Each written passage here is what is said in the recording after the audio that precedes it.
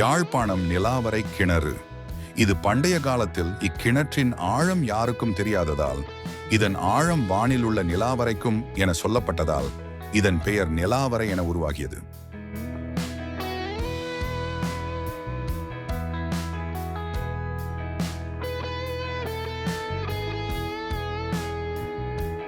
இக்கிணற்றிற்கு அருகில் நவசைலேசுவரம் என்னும் ஓர் சிவனாலயமும் உண்டு.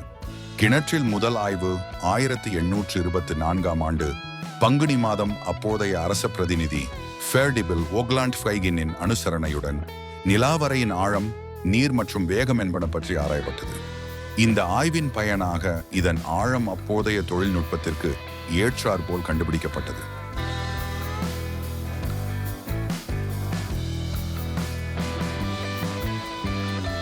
அப்போது இதன் ஆழம் 164 அடியாகவும் கடல் மட்டத்திலிருந்து 15 அடி ஆழத்தில் நீரை கொண்டுள்ளது.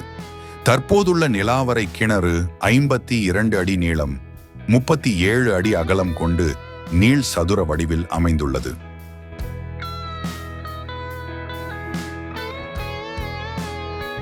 தொல்பொருள் ஆராய்ச்சி திணைக்களத்திற்கு சொந்தமாக உள்ள நிலாவரை கிணற்றின் பராமரிப்பு பணிகளை வலிகாமம் கிழக்கு பிரதேச சபை மேற்கொள்கின்றது. இருந்த போதிலும் நிலாவரை கிணற்றின் நீர் வழங்கும் பணிகள் வாதராவத்தை குடிநீர் விநியோக திட்டம் என்ற பெயரில் தேசிய வடிகாலமைப்பு குடிநீர் அதிகார சபையால் மேற்கொள்ளப்படுகிறது.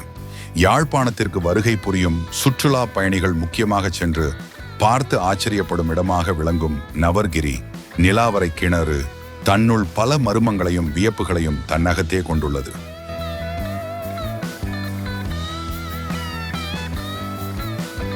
அவற்றை கண்டறியும் வகையில் நூற்றாண்டு காலமாக உலகில் உள்ள பல நாடுகளில் இருந்து வந்த ஆராய்ச்சியாளர்கள் பல ஆய்வுகளை மேற்கொண்டிருந்தார்கள். ஆனால் எந்த ஒரு ஆய்வாலும் இதன் ஆழத்தையோ உருவாக்கத்தை பற்றியோ முடிவுகளை தர இயலவில்லை.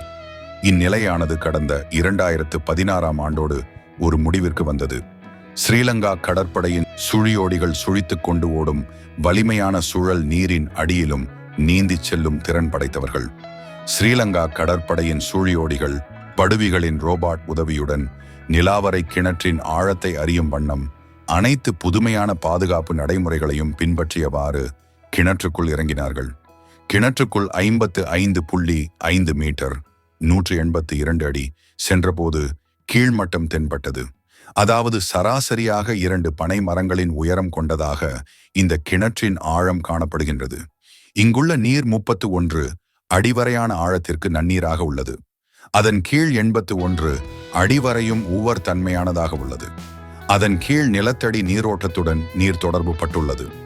சுழியோடிகள் கொண்டு சென்ற படுவிகள் எடுத்த நிழற்படங்களின் மூலம் கிணற்றின் அடிப்பாகத்தில் 3 மாட்டு வண்டிகள் விழுந்து கிடப்பது தெரிய வந்தது. அவற்றில் ஒரு வண்டில் முற்றாக சிதைவடைந்த நிலையிலும் மற்றைய 2 வண்டில் என அடையாளம் காணக்கூடியவாறும் காணப்படுகிறது. இந்த மாட்டு வண்டிகள் கிணற்றுக்குள் எவ்வாறு வந்தன அல்லது விழுந்தன என்பது தொடர்பில் எதுவித புலனங்களும் கிடையாது.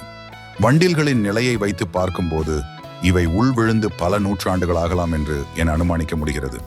அடியில் உள்ள மாட்டு வண்டிகள் படுவிகள் ரோபாட் செய்த ஆய்வில் கிணற்றின் அடியில் பல திசைகளை நோக்கி பல நீரடி பிலங்கள் அண்டர் வாட்டர் கேவன் காணப்படுகின்றன. இவற்றில் சில இடங்களில் வேகமானதும் சில இடங்களில் சாதாரணமானதுமான நீரோட்டங்கள் காணப்படுகின்றன என்பதும் தெரிய வந்துள்ளது. நிலாவரை கிணற்றுக்குள் எலுமிச்சம்பழத்தை போட்டால் அதை சில மணி நேரத்தின் பின்னர் கீரிமலை தீர்த்தக்கேணியில் எடுக்கலாம் என செவி வழிக்கதைகள் உண்டு. இது போன்ற வீடியோக்களை பார்வையிட எங்கள் சேனலை சப்ஸ்கிரைப் பண்ணுங்க.